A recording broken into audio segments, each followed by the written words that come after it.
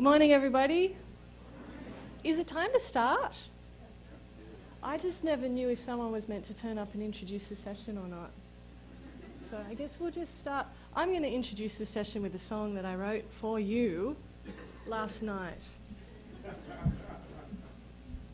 And if you like it, and you are so inclined, at the end of the session, we can all sing it together.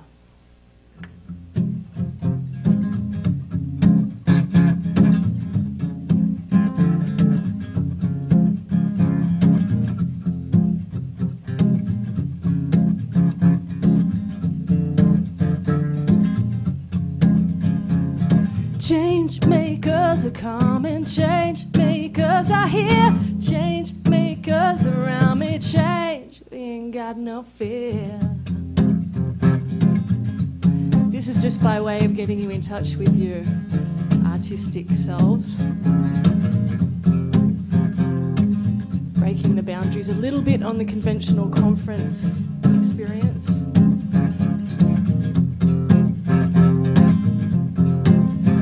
I said changemakers are coming, changemakers are here, changemakers around me, change, we ain't got no fear. And if we do, we're gonna do it anyway.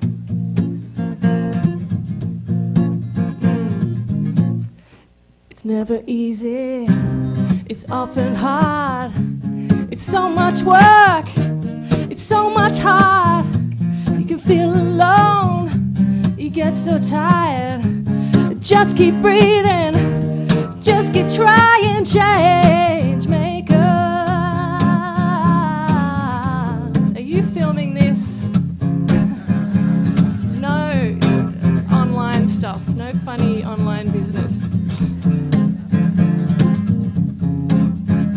Okay, that's how it goes. So you feel how you feel at the end, and if you want to get into it, we'll get into that together as a quote.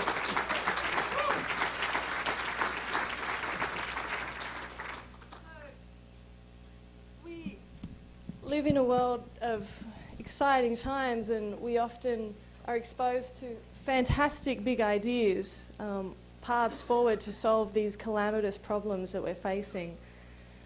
And I always really enjoy listening to those and reading those, you know, natural capitalism and biomimicry and all these fabulous sort of pathways forward. And then I go back to my day-to-day and the total muddle and complexity of the day-to-day work of being in a complex organisation, trying to move forward in making progress on these problems. And I pretty quickly forget everything that these sort of great idea folks sort of said, and I'm ground right down into the moment-to-moment change. And I have had a hunger for a long time to hear more people who are talking about that moment-to-moment work, you know, like the muddle that you go through in the day-to-day. And so that's what I want to try to focus this presentation on, and this discussion at the end, is that the big ideas and the little moments of, like, at the coalface, at the frontier, in your real world day-to-day experience, how they begin to be manifested and what it requires of us to be bringing these forward. So the big idea that I want to sort of ground this in is the idea of the emerging green economy. And this is really a large opportunity for this country in particular at this point in time. And there has been some really remarkable progress that I wasn't really as aware of until the work that I was doing with the community colleges recently. I have known for a while, as we would all know, that the market innovation is there. There are a lot of great green products and services already there to offer. A lot of great ideas have been out there: renewable energy, energy conservation, environmental purchasing, water conservation, good green building design strategies, wastewater treatment on site, composting, etc. And I've observed, in particular with relation to the green economy, the challenge of expanding the green economy and building jobs and really bringing the vitality into the workforce off the back of this is being held back not by the market. The market is innovating. It's being held back by the very slow pace in which our organisations are absorbing these innovations. So there's a change management problem. We're not able to adapt and innovate quickly enough. At the federal level, of course, the policy and federal regulation is really lagging, but there's an amazing amount of environmental policy and regulation emerging at the state and regional, local levels. A lot of good work being done by a lot of good people bringing this forward.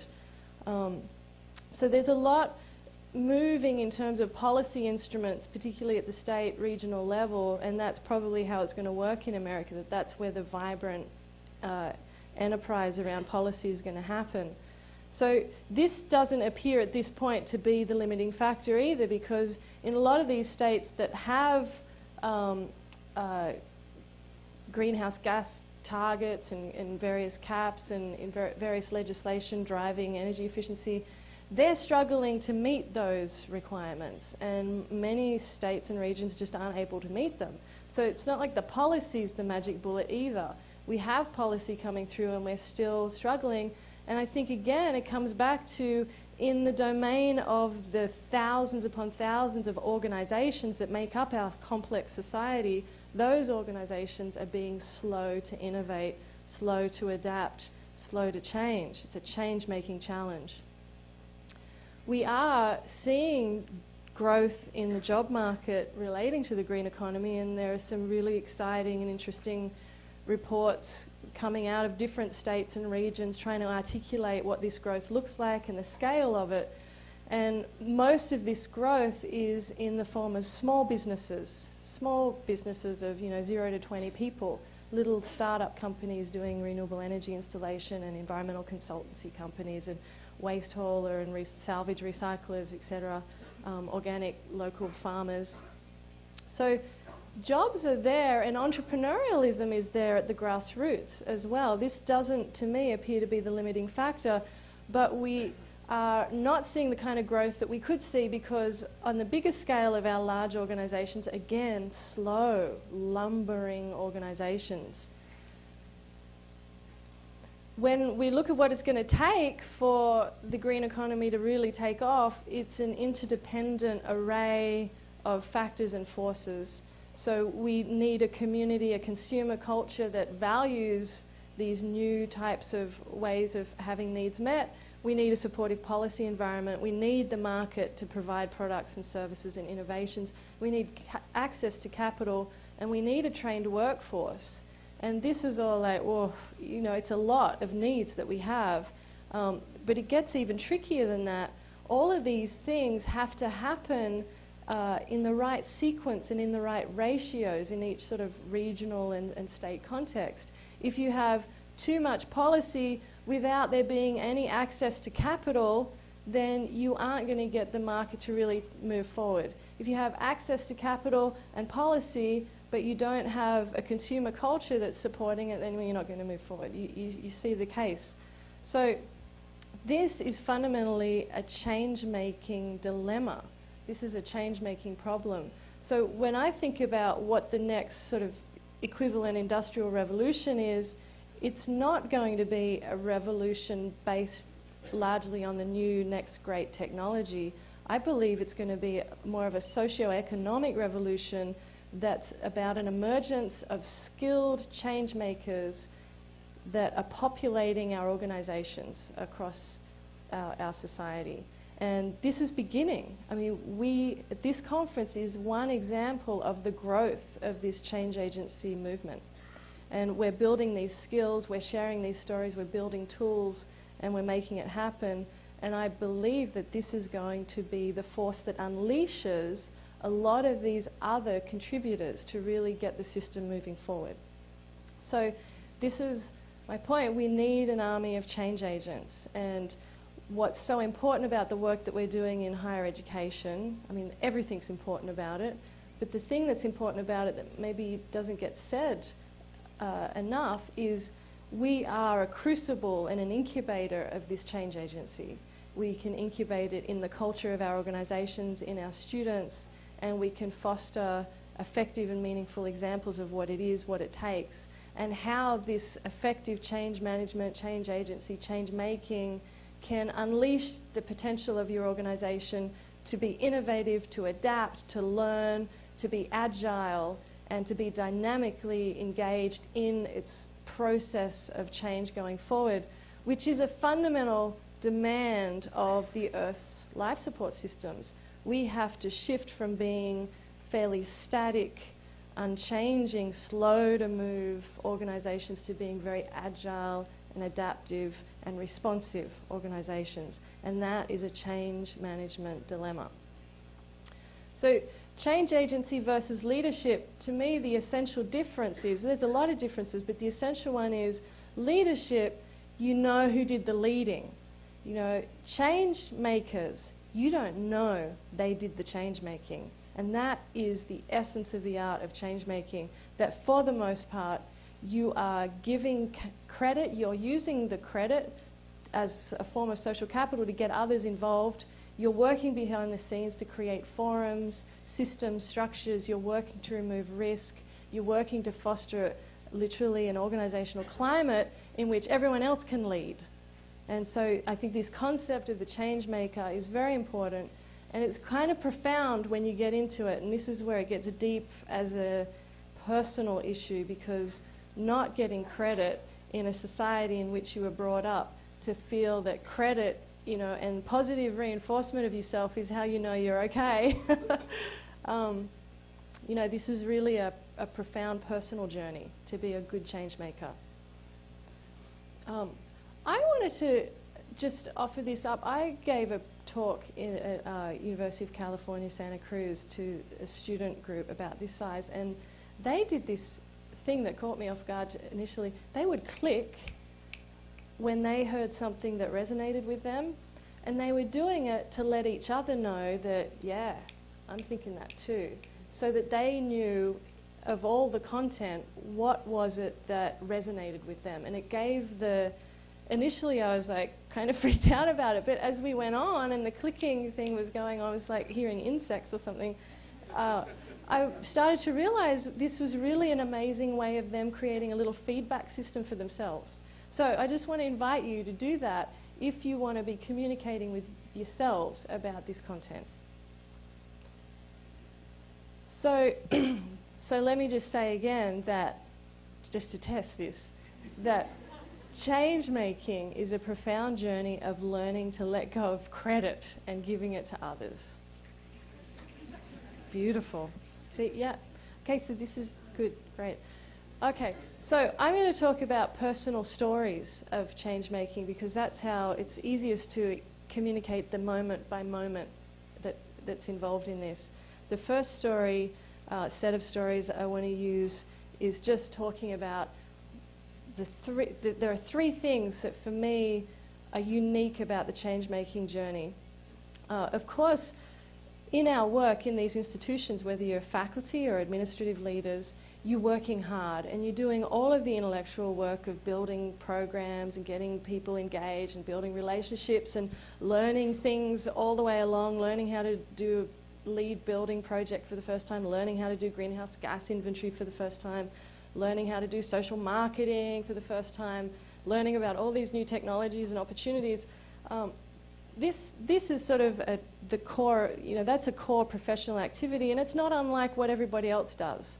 You are there and you have to do a job, you have to learn and be intellectually competent and engaged. But there are three things beyond that that I saw and believe are unique to the change-making role. The first is the work of removing risk and fostering stability in the process so that other people can step forward and lead. The second is creating forums for people to be engaged with each other. So you literally choreograph opportunities for other people to be up front, to see each other being up front, and to have very active peer-to-peer exchanges. And then the third, which isn't, it's not everybody's ball game, but the third is to take calculated, often quite like personal risks to create tension on the organisation, to force something to change. So these three things are unique additional activities beyond that core professional enterprise. So the work of removing risks, the light bulb story at Harvard, this simple changing the light bulbs with this great business case for it. And the first question is, why wasn't it already changed? And that's because the organisation had whittled down operational staff, so they didn't have time to find these efficiency projects. So we found the idea and we went and talked to the right person about it. And the person said, well, it's very sensible, but I don't have an operating budget to fund efficiency projects. I only barely have enough to fund broken things. And again, that's an institutional sort of context that a lot of us work within. So we created the Revolving Loan Fund, and that became the source of capital. And then the facility director said, well, this is wonderful, but I don't have the time to project manage it. So we agreed, well, we'll learn how to project manage, and we'll project manage this light bulb thing. And we're thinking that this is good to go. And they're like, no, well, I have to get permission of my finance manager, and I pretty much only get them to say yes to one thing every year, and I've got to save that yes for this other thing. So can you ask, and you use up one of your allocated yeses? And so we did that. That took a long time. And then we're thinking, well, Struth, we've given you the idea, we've given you the money, we're going to do it for you, and we've got approval from your manager. Surely, we're on. But no, there's more. The building manager was worried about, ongoing maintenance. The housemaster was worried about the aesthetic implications. The students got a bit excited about the project and wanted to be involved somehow in changing these light bulbs. The operations crew were worried about, well, what do we do with these new light bulbs and how do we maintain them? And then during the whole process of getting the project implemented, various people just, okay. So it is the definitive answer of how many people at Harvard it takes to change a light bulb. But it's also the world of the changemaker. This is the world that we work and live in. And it's a hidden world. You don't see an organizational chart that warns you about this. This is not the way that our organizations represent themselves. So it's a very difficult journey for the sustainability professional to enter into these organizations. And initially you really buy into this idea of the rationality and the decision-making process, these nice clean hierarchies and all of that stuff. And it's really through quite a traumatizing experience of trying to get something changed that this is revealed. And so to know an organization, to really know an organization, you try to change it. And that's how you get to know the organization. So similarly to the light bulb story, getting green building projects going at Harvard, and there are now over 100 of them, it was literally a 8-9 year journey to really get it to a point where it was on and there's no stopping it. And that journey involved a variety of activities, and it was based upon the model of piloting things and expanding the pilot. So changing attitudes was the first thing that had to be worked on. People didn't believe in it, they didn't want it, they thought it was too expensive, all that stuff. Addressing finance and accounting. People were convinced it would basically bankrupt the institution somehow. It's $36 billion would just go away. Engagement and capacity, we had to help people build competency so they had confidence in how to do green building right across the institution. We had to streamline the process, drive down the cost, and only then were we able to successfully engage the executive leaders in getting a formal commitment, which immediately led to an enormous explosion in the uptake of green buildings. So the idea of piloting and expanding, it's not just sort of, oh, if you can do it, it should be a central activity. And over time, our institutions should be investing in piloting as a normal part of their business and a normal part of their work. As it is, we find ourselves having to fight tooth and nail for a little bit of seed funding for every single pilot that we do. So this is one of the transformations that we need to drive forward in our organisation. And the pilot, essentially what it does is, in a context of enormous risk and instability, which our institutions are contexts of perceived enormous risk and instability, the pilot is a safe and low-risk way of testing the real risk and the real cost and benefit of the enterprise. Thank you. That's good. That's some clicks. So pilot wherever you can, and we piloted everything. Like, this really became a piloting movement where everything was up for grabs for a small-scale pilot. And you could whittle it down to as small as you needed it to be for people to feel comfortable. You know, if the organic landscaping effort initially had to just be on 3 square feet of grass, then that's what we did it on. If the biodiesel just had to be in one bus for 1 week for fear of the engine blowing up, then that's what we did it on. So small-scale pilot became the engine house of fostering engagement, removing risk. So the core insight here is that people are not they're not averse to change itself. They assume that change brings risk and instability. And once you remove the risk and instability, it unleashes what seems to be actually a deep kind of thriving on the change process. And we saw an invigoration of literally thousands of staff and students as they engaged in these experiences. And there are all sorts of rewards that they experienced, and the vitality of their day-to-day work was really enhanced. So it's important to understand that a change maker, ironically, you do very little change yourself. You are fostering stability so that everyone else can do the change. And this is what I realized in stepping back from Harvard and thinking about what the hell just happened and what was I doing. And I really looked day to day what my work was about. And it was 9/10 about creating stability so that other people could lead the change. So a change maker is a stability maker.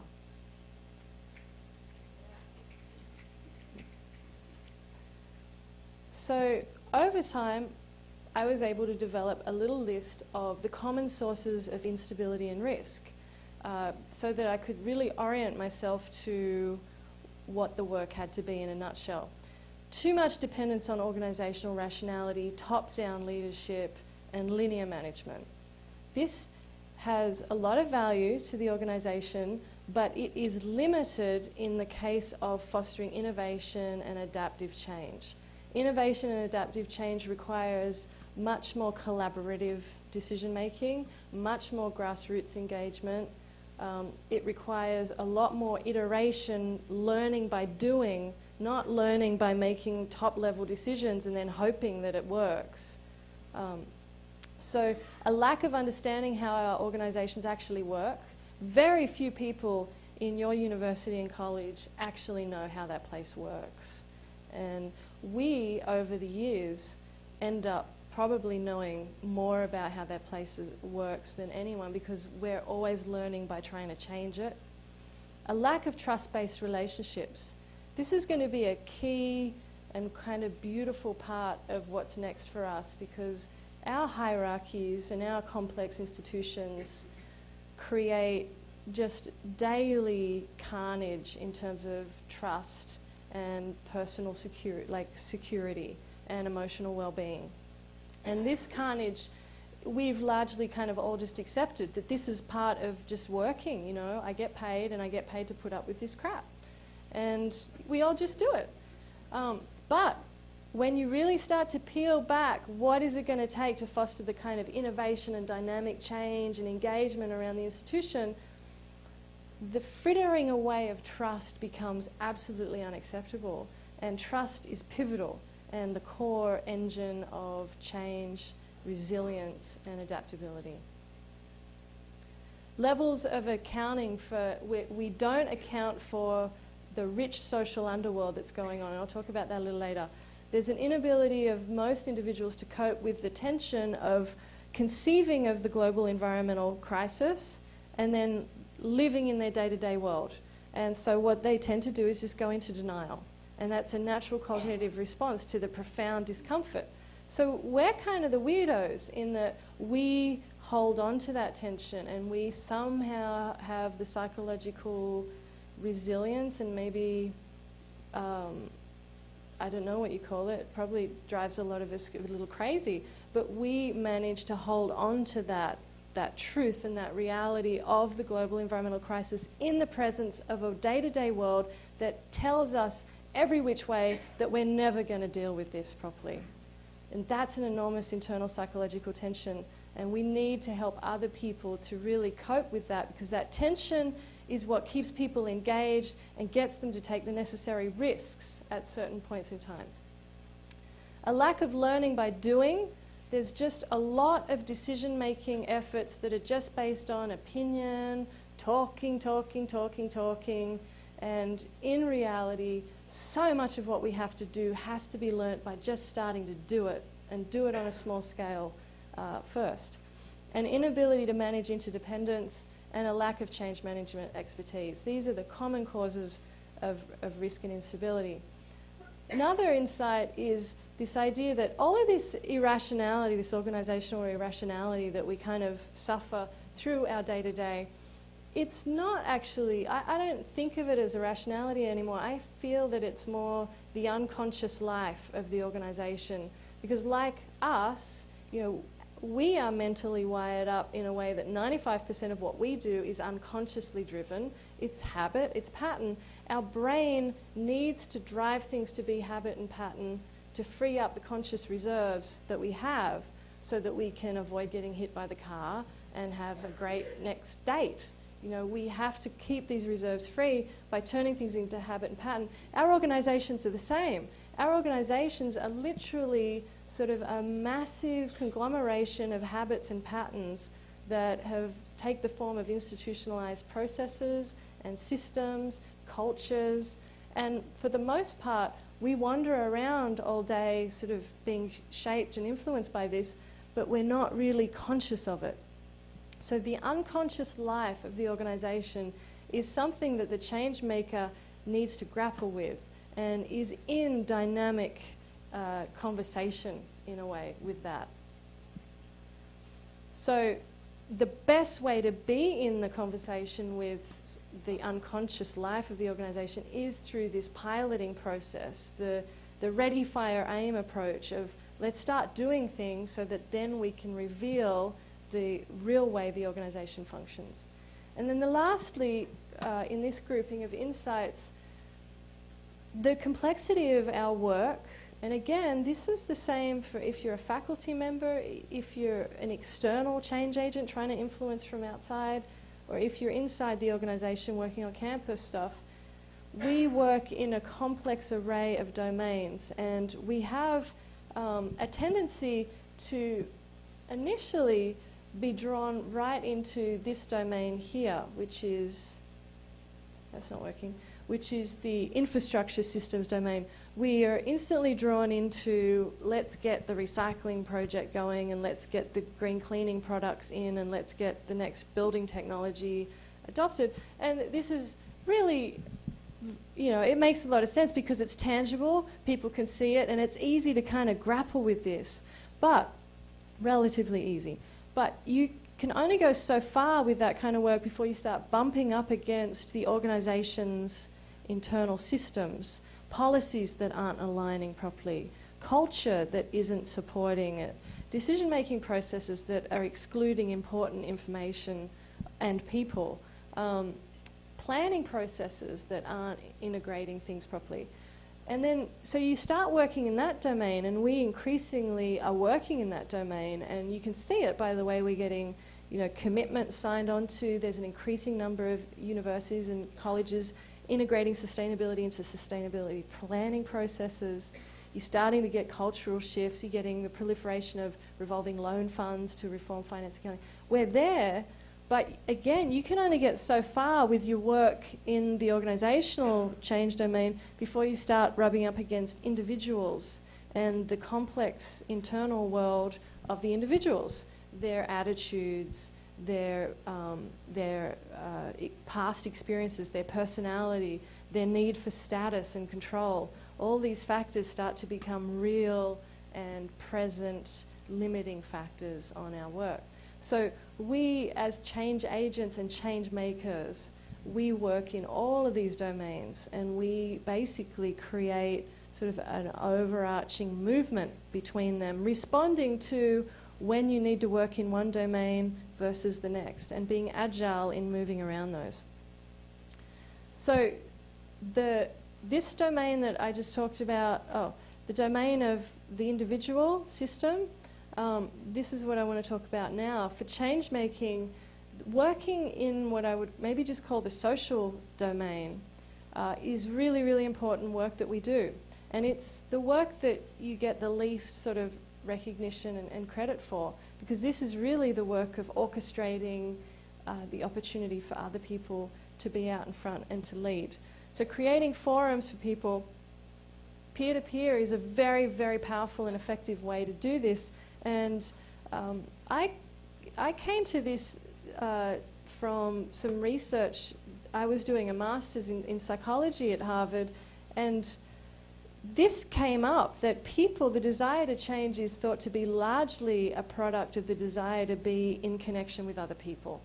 And so for adult learning, you really need to shape adult learning processes around social forums in which people are teaching each other peer-to-peer.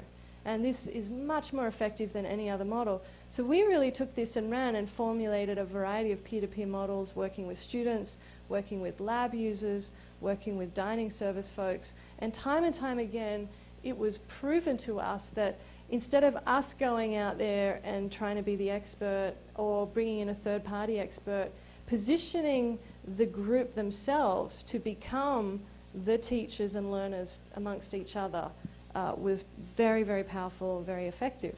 So peer-to-peer programs, and they can happen sort of on a large, more sort of general scale.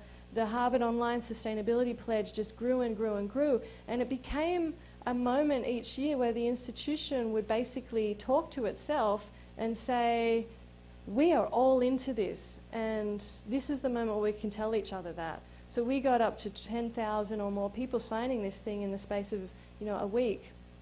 And that was a peer-to-peer thing, and the more people signed it and the more people saw other people signing it, the more they signed it. And Green Office program as well, this was about offering people a framework to lead change at the level of their own office. At each level, they could get certified at 1 Leith, 2 Leith, 3 Leith certification. They were supported by a rich website with lots of resources, tip sheets, supportive documentation on how to do everything in the book. And that really democratized ownership over the leadership, but also gave people a platform and a roadmap to understand where they were in relation to everybody else in this effort. And that was pivotal in engagement.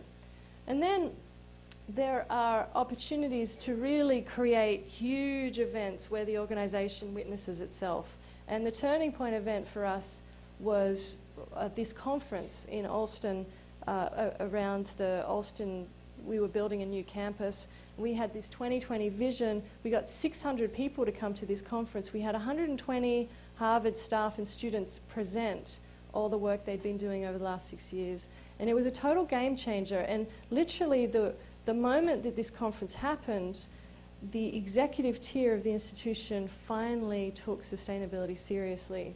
And that was because alumni came to this and students came to this and communicated back to the institution that this is really important and this needs to be part of Harvard's identity. Now, the story for me on this was basically the night after this conference was done. You know how exhausting these things are.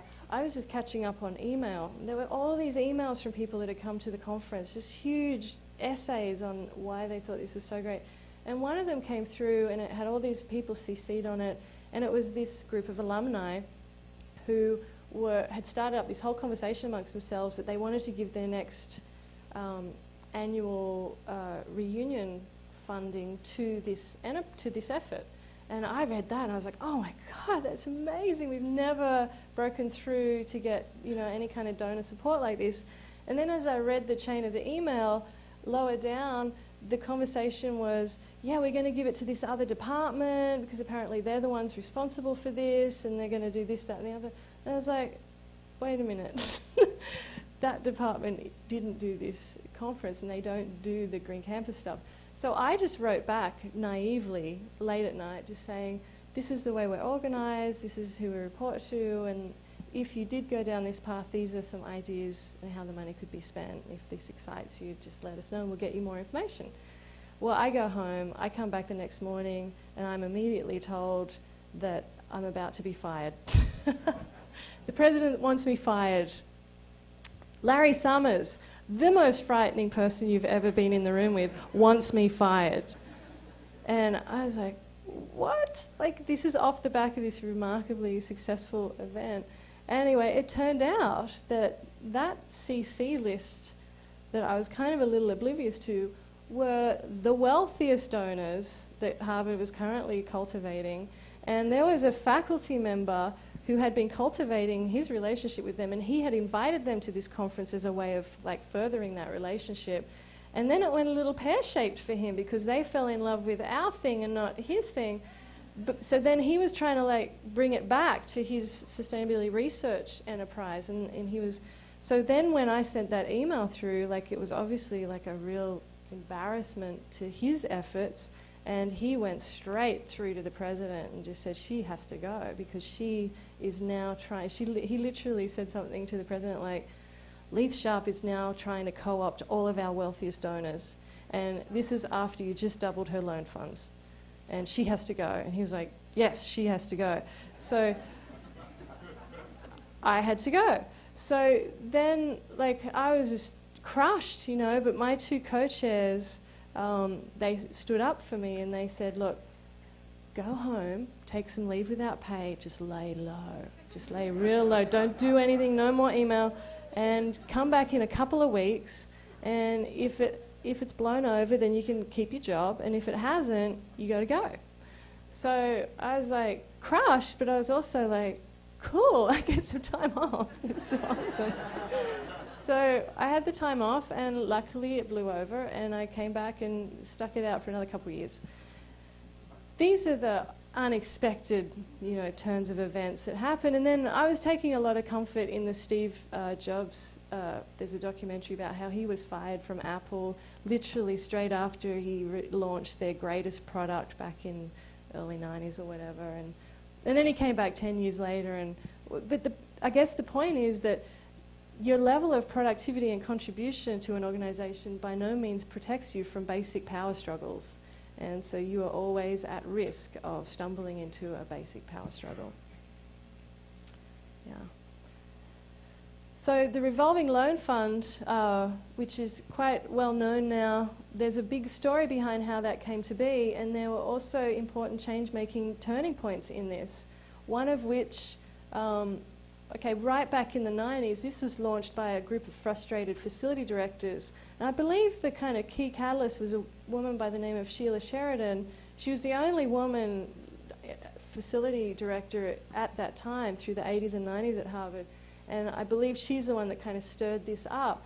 And they went to the president because she really wanted to do energy efficiency in the Kennedy School of Government. She was sick of this operating budget dilemma. It was never enough to do efficiency work. So she got her group of peers together and got them all to sign on to this idea. It went to the president. He signed up for it at that time. And then they used it. They funded 26 projects that first year, and then the second year, just 6 projects, and then the third year, 1 project, and then the 4th, 5th, 6th year, no projects. And then I turned up in 2000 and just happened to be put in the office with a file cabinet full of dusty old files. I started leafing through this and found this file on this loan fund thing, and was starting to ask about it, and discovered that this was a raging success in terms of the business model and the business case. The rate of return was extraordinary. And as I started interviewing people and finding out, well, why did it not continue then? It was because we just were too busy to keep finding the ideas. Again, because we don't have enough staff. So then my co-chairs and I, we went to the president again, just the week he was about to retire. And we said, you know, remember this thing? And it kind of faded away. Well, we want to do that thing again, but double it, and also make it available to human resource projects that weren't just about infrastructure, but projects that would fund people to do social marketing, behavior change and whatnot. And he approved it. But even in that experience, that was about 8 months after I started at Harvard, I had said to my co-chairs, if we're going to do this, and we need to do this, we also absolutely have to get funding for somebody to administer it. Because if you make me administer it, then I can't do any more organization building. You know, it's really going to slow that process down. And we did not see eye to eye on that for months. And it was a real sort of turning point there, because a lot of universities, colleges go down that road of, we've got one sustainability person, and even one seems like too much, you know, so we're not going any further down that road. And so I kept saying to them, no, you really have to understand that the role of your sustainability person isn't to do all the sustainability projects. It cannot possibly be that. It is to enable everybody else to do it, and to build an organization, a change-making enterprise that can help everybody else do it. So that's why you have to fund me to have somebody to run this thing, so I can get out there and build more engagement and more supportive processes and forums for other people to take leadership. And we didn't see eye to eye on it, didn't see it, and I wrote up the proposal and I just wrote it in there, and my thinking was, verbally, face-to-face, we're not agreeing. I'll just write it into the proposal, and if they want to edit it, they can edit it. And they didn't edit it. And so that was a proposal that went through, and that kind of got me thinking about, you know, this is an odd little technique, but sometimes you just write it and people don't challenge it. It's only when you talk to them that suddenly it becomes this big deal. So we got funding for a person, and that was very pivotal. That began a whole different ideology about what was my role at Harvard. It wasn't to run every single sustainability project that ever came along. It was to create an organization that could help everybody else run it. So then we started to try to sell this thing around the organization, but no one wanted to use it. Like, it was the weirdest thing. Sheila Sheridan had left, and so we'd lost kind of an agent at that point to really like get this peer-to-peer going. No one was using it. And then at some point, the business school started using it. And I had a monthly advisory group meeting where I had convened all the facility directors that I could get to come to approve project proposals. And month after month, we were hardly getting any proposals. And I was totally perplexed, because up until the loan fund, all anybody would ever tell me was, oh, we'd love to help you do the green stuff, but we just don't have any money. So and I'm like, I've got the money, that's good, but we just don't really have, you know, the time, and our budget and accounting structure doesn't really align with borrowing money and paying it back, so sorry about that. So then the business school, the only person there who he was structured so that the capital budget and operating budget all came to him. Most of the other schools, the capital budget went up one line, the operating budget went up the other line. So borrowing money for a capital project and then paying it back from operating accounts was just not, you know, no one was really into that.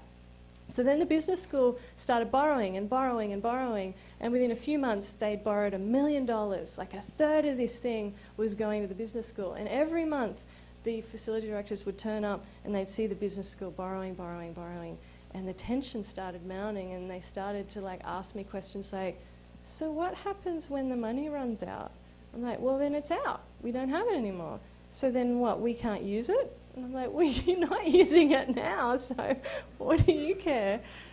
So, but seeing a peer make all this, you know, all these great projects, and the business school was starting to get all this great press for all these great projects. So then that created tension. Enough tension for some of these folks to go back to their finance managers and say, look, I know the capital budget goes here and the operating budget goes there, but we need to come up with some creative way so that I can use this loan fund, because if we don't use it soon, the business school will get it all. And they're like, oh, okay, yeah, we'll fix that. So that was a pivotal moment of engaging people around this thing. So then the money started to really run out. People were using it, and I'm starting to get a little worried about losing the momentum here and starting to fret about, well, what do we do? You know, there's no decision-making process for getting a loan fund expanded at Harvard. And I was used to realizing that when there's no decision-making process, the default reaction becomes, well, then you have to get approval from absolutely everybody. And that is impossible and daunting. So I just happened to be sitting in my office one day, and the phone rings, and I pick it up, and it's my boss's boss, the vice president of administration.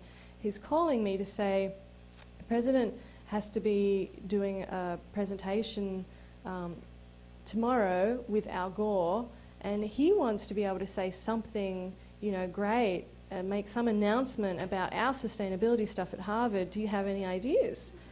And I was like, well, you could double the loan fund. She's like, okay. And I was like, that was a $3 million decision-making process right there. So my staff and I, we all go to this Al Gore event, and we're sitting there with bated breath. And sure enough, President Larry Summers, he gets up there, and late into his speech, he announces doubling the loan fund.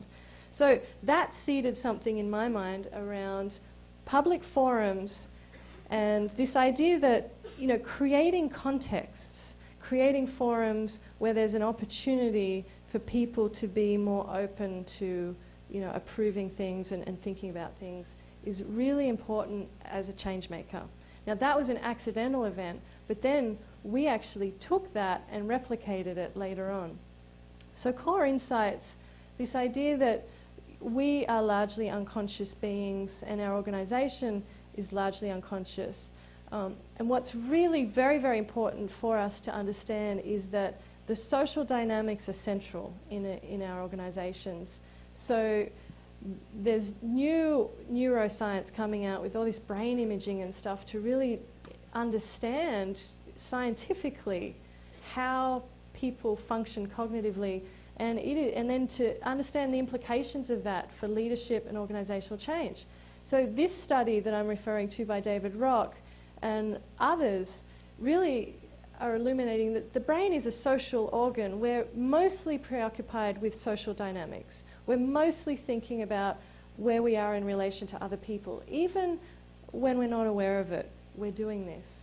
And that in the workplace, even though the job appears to be this sort of rational contract that you've undertaken and you're there to be professional and to do your job, in reality, the workplace, first and foremost, is this complex social system in which people are experiencing an enormous variety of psychological threat responses, reward responses.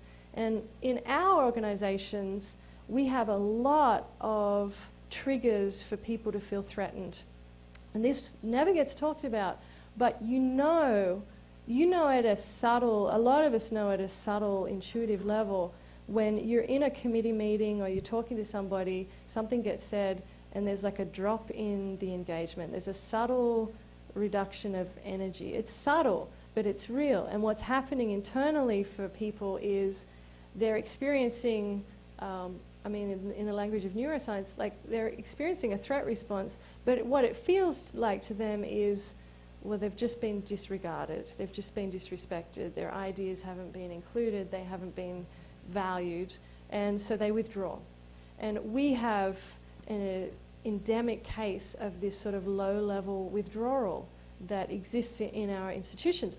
Now, for sustainability, this is unacceptable, and it can't be allowed to persist, because we need the full engagement. We need the thorough and vibrant and vital engagement of the whole person in the institution.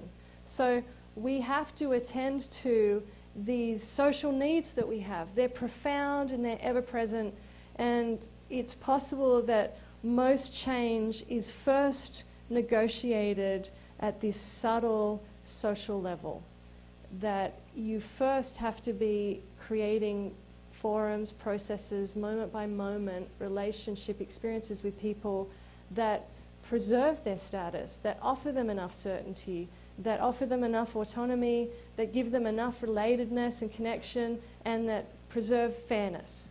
And when we run our committees, when we run our groups, when we have our planning processes, no matter how small, how big, they need to be designed with this in mind. And they need to be very carefully facilitated and managed to create an environment, a social environment that understands the human animal right up front. Now, we can say, well, you know, the organizations are just the way they are, and we're not going to be able to change stuff like that.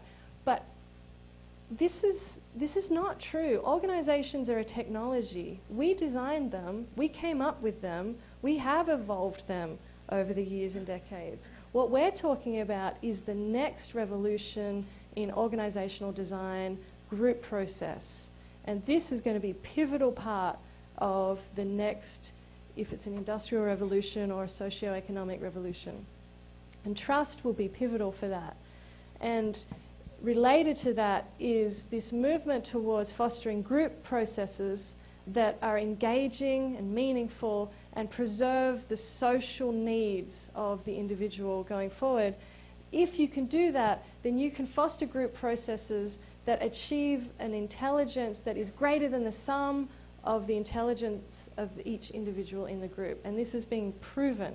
And we are starting to understand now, through this kind of research, behavioral research, neuroscience, what does it take to create these kinds of group processes? So we can take this forward and we can start in the moment by moment, in the day-to-day, creating new organizational technologies, group processes, and interactive styles that foster this.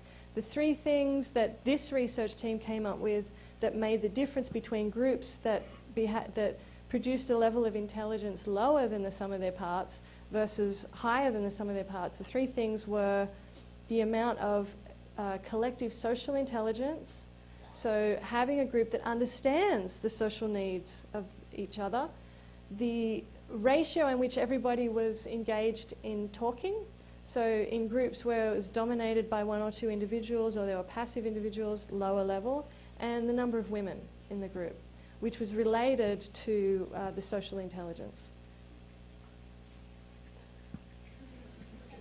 Thank you, ladies. So these insights, like this isn't stuff that I certainly wasn't thinking about this and in this sort of cerebral way in the day-to-day. This is stuff that comes and helps me make meaning, and has helped me make meaning of the moment to moment by stepping away. And again, the neuroscience field, what they've found about insight, the process of insight, is that it requires you to have your mind at rest. It requires you to be away from distraction, demands, and overly focusing on your experiences. So what I want to say about insight is that our journey, and in order to retain our personal vitality, it requires that we keep up with making meaning of our experience so that we can stay wholehearted in it. What I find in myself is that as I progress in the journey, if I start having too many experiences that just aren't making sense to me and maybe they're disappointing in some way, I start to withdraw. And it's not until I step back and I make meaning of it and I come up with an insight from it, and that insight then energizes me to get back in. It gives me confidence and a compass and some empowerment to engage differently with these situations. So as a change-making movement, as a change-making profession, we need to really build into our lifestyle the space for insight. And that's really about having a balanced life and taking time out, stepping away, letting go, and understanding that it's not about working hard, hard, hard. It's about working hard, stepping back, working smart, stepping back, working hard, stepping back, working smart. It's working smart, working hard, generating insight, generating wisdom as you go. Lastly, before we just break for some questions, I took some occasional calculated personal risks. And it's not everybody's style, but I can see in hindsight these risks were motivated by my grounding in the crisis, my grounding in the planetary crisis, in the crisis of the developing world, and just desperately wanting to see this institution moving forward. And so I think at times, to be grounded in the crisis, it is necessary to push you a little now and then, you know, and to think of the much bigger picture, and perhaps steel yourself to do things that are out of your comfort zone.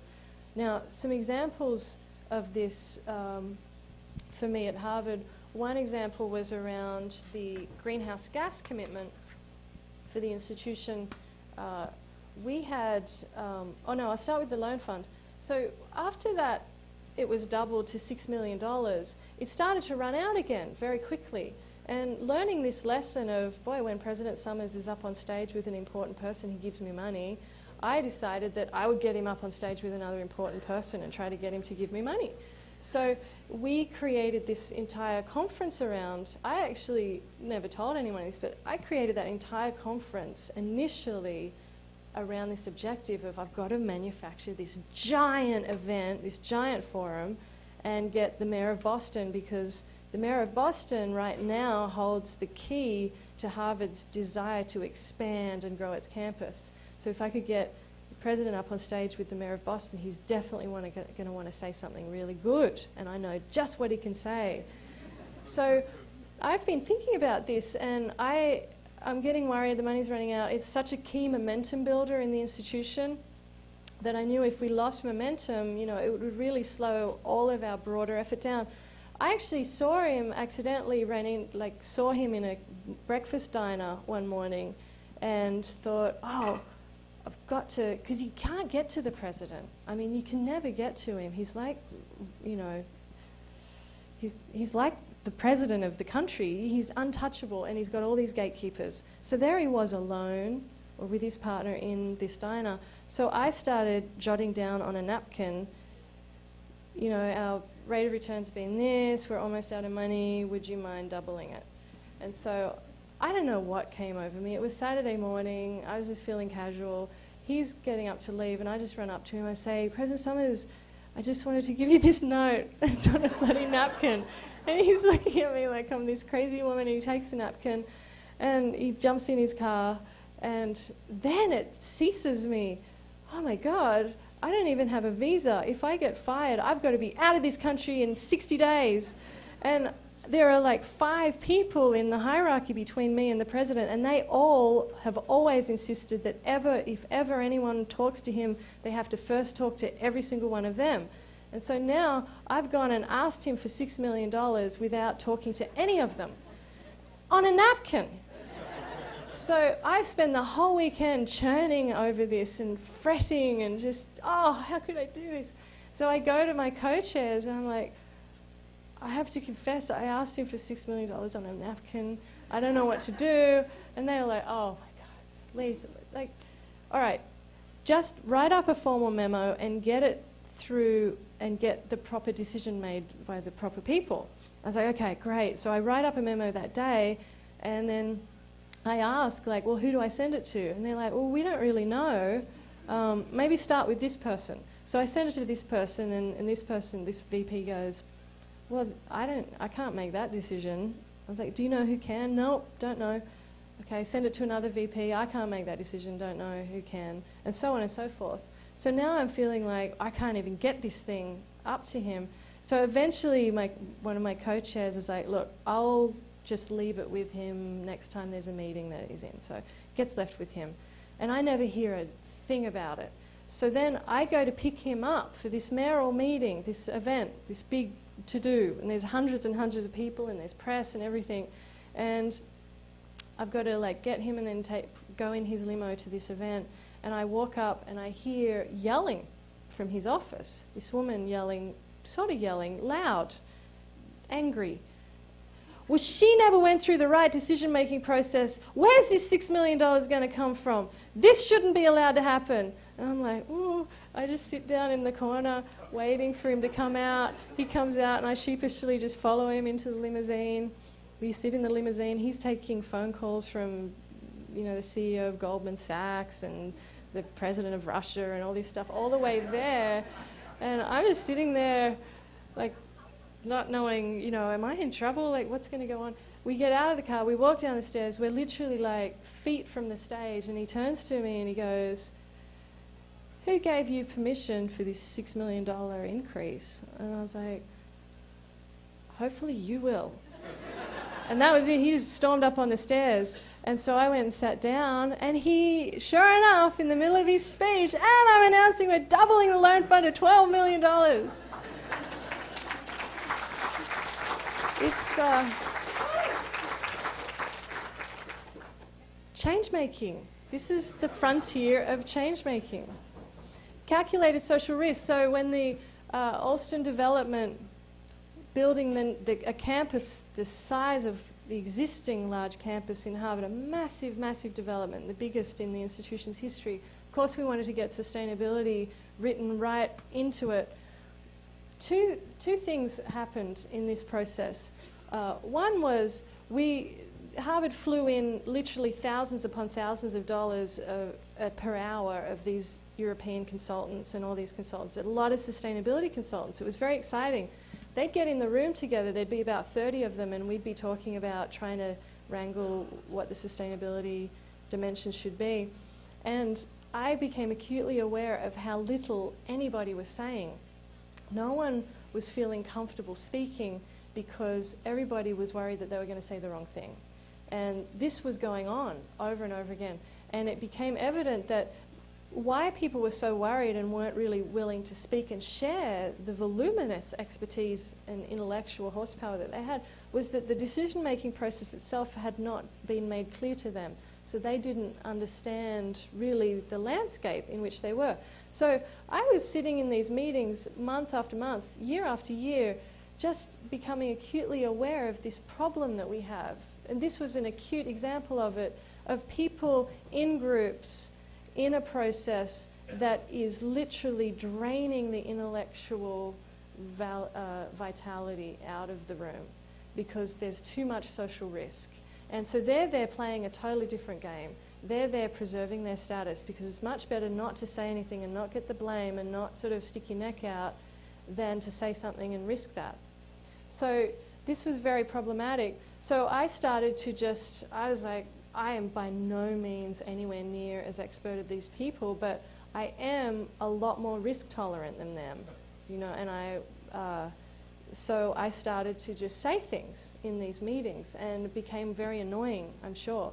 And it didn't really seem to change a whole lot, although the consultants were very, very glad that somebody was saying it first, and then they'd watch to see what would happen to me.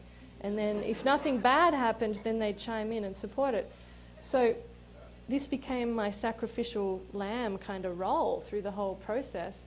And then we were finding that the CEO that was in charge of this was just balking on making a greenhouse gas commitment.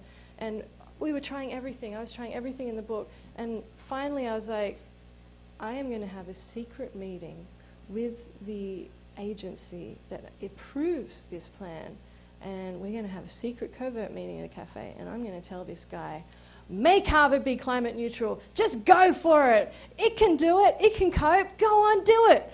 So we had this meeting, and I did say this. I was like, I'll do everything I can do internally, just make it happen, because you can't wait for the institution to do it because it's kind of being too risk averse, and there's a problem, but if you force it, I know it'll happen.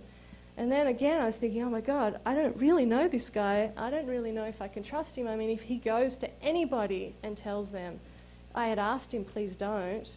And he didn't. It was great. And the agency forced Harvard's hand, and within a month, there was a greenhouse gas commitment in place. So it's change making. There's moments of risk going forward. So core insights that sometimes the grounding of your decision does need to return back to the bigger problem, and that sometimes needs to orient the level of risk you're willing to take. It's very difficult, it's very, very challenging, but I do believe that it's an ethical responsibility of the sustainability profession to be grounded in this and to be willing to do this, because as this crisis goes forward and as the ramifications start to really hit us, I think we're going to realize that we have to be even gutsier about our efforts, and we have to start taking greater risks internally. So this can be overwhelming and complex, and who would want this kind of job? But insight that over time, there is a progression of change where you can feel like you're not getting much done, it's not breaking through, and boom, suddenly there's a breakthrough and a whole shift. And then you're back to feeling like it's just a grind, and then boom, there's another shift.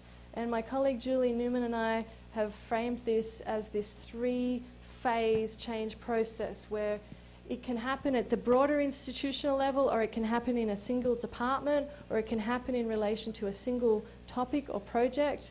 But initially, you start with awakening, where it's about putting it on the agenda. Over this process, you build up champions, you get some dedicated capacity staff, you get some little victories, and you get an early form of top-level commitment. Then the institution shifts. You feel the shift happen into pioneering, and there's a sudden proliferation of others getting involved. The engagement really rapidly expands. There's an acceleration of projects. There's more detailed executive commitment, and the job then becomes less about trying to get people to do things and more about just providing coordination, cohesion, and support to all of the great work that people are doing. And then the governance structures start to evolve. There's a point through the pioneering phase where you start to realize that we can't go much further until we start to change the DNA of the organization itself. It's not enough now to just get good decisions made. The decision-making process itself now has to be changed. The governance structure itself has to be changed. The reporting structure has to be changed. The finance and accounting systems have to be changed. So this stage, the transformation stage, is the hardest yet. It requires building up conditions and assets within the organization. The key one is a very engaged and intellectually engaged around sustainability executive leadership team. And we can't really get to this stage until our executive leaders not only believe in sustainability, but they have truly applied their intellectual might to understanding the deeper ramifications and implications for the organization, and have started to grapple with the need to reform and transform at the level of the institution.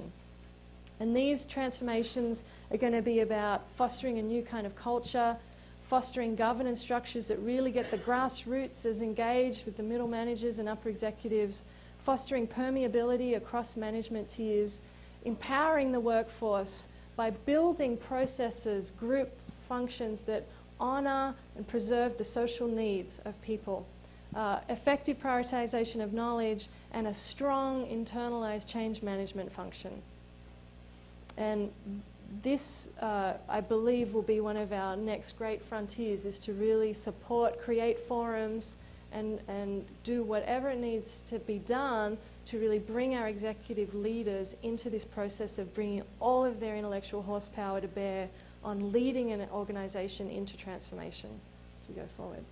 So in conclusion, I want to say that the road ahead for us is a road about the green economy.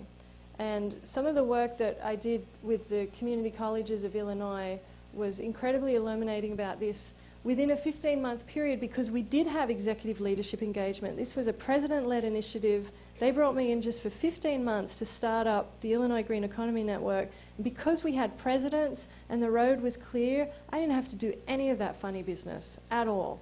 It was just get down, build engagement, build a collaborative network, one that honoured collaboration from the get-go.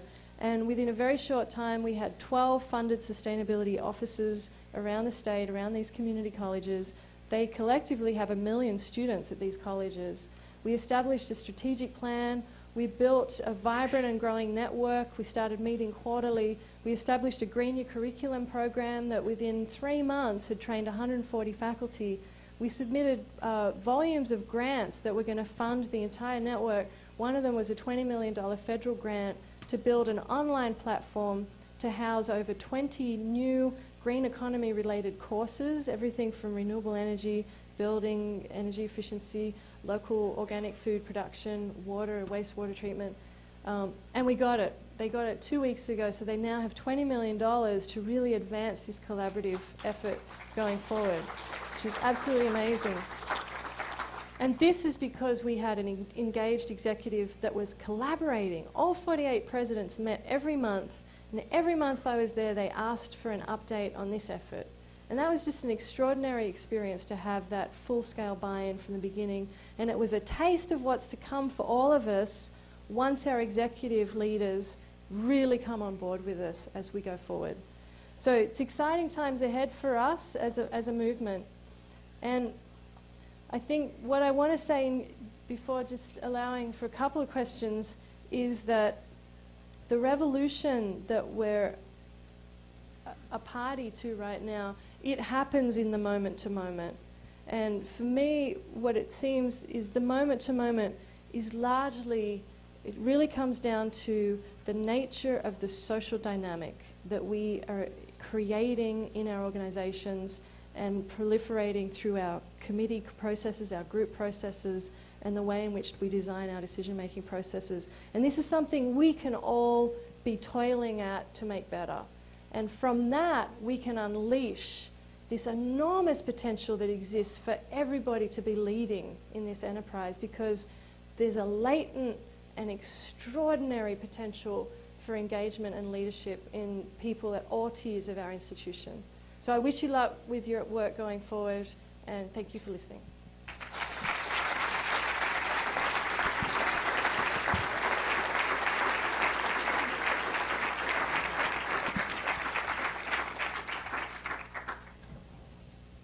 If there are any questions, yeah, there's a couple of questions, yeah.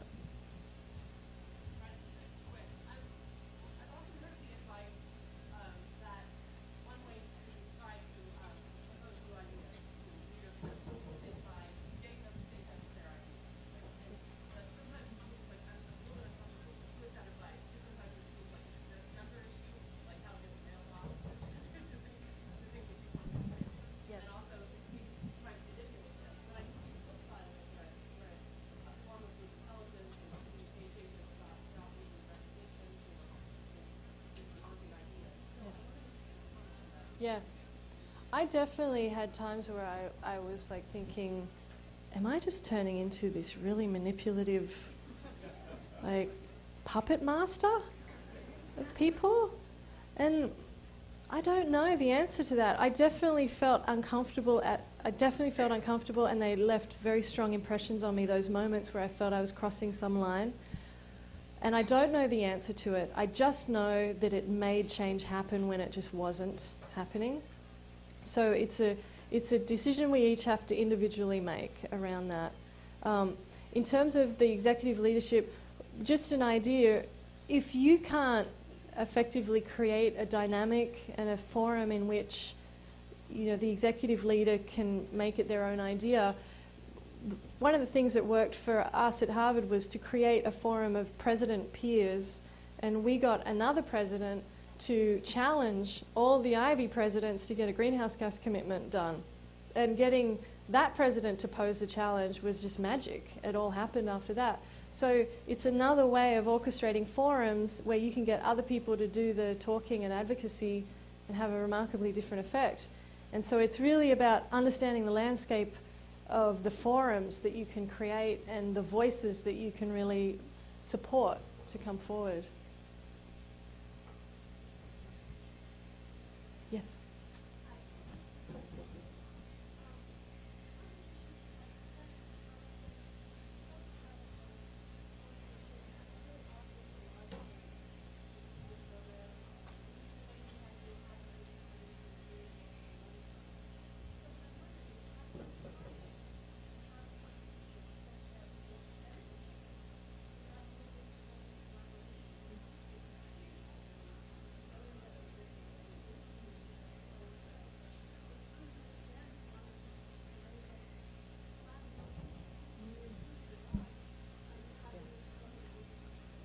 It's a great question.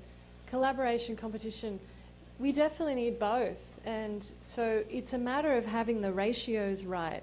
You don't want to have too many programs that are designed and incentive structures that are designed around the competition motive.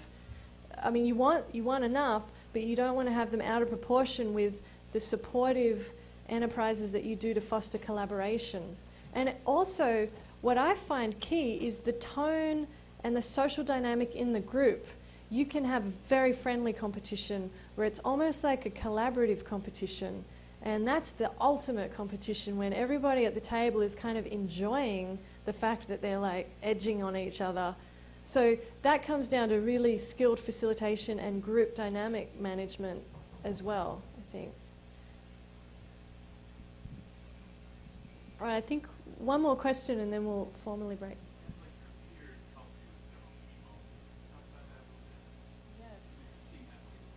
Yes, absolutely. My peers in the sense of the other university sustainability professionals? Or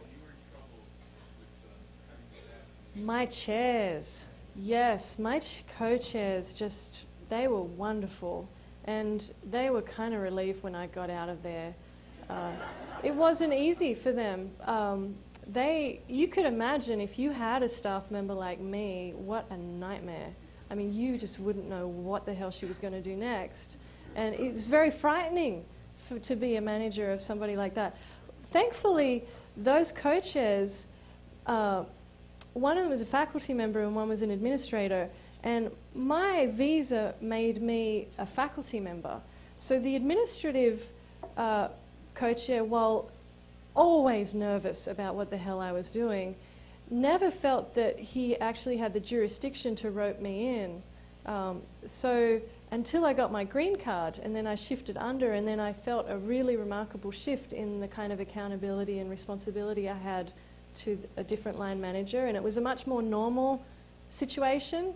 And I realized if I'd been in that normal situation from day one, there's no way I could have gotten the movement. But having said that, because the two of them had such a great dynamic between them, and they really valued the outcome, and the faculty member always wanted to protect what we were doing, there was a very protective instinct that they have, and they would step up and protect when they needed to, but they otherwise were extremely hands-off. And that was remarkable and kind of unique at the time, and I don't think that happens much at Harvard. So that balance of hands-off enough to let this person go, but hands-on when you really needed to kind of save them. It was great, obviously. Yeah, and I have a great relationship with them still. And it was a personal friendship. We had a personal friendship. And it was honest and transparent. Great. Thank you, everybody.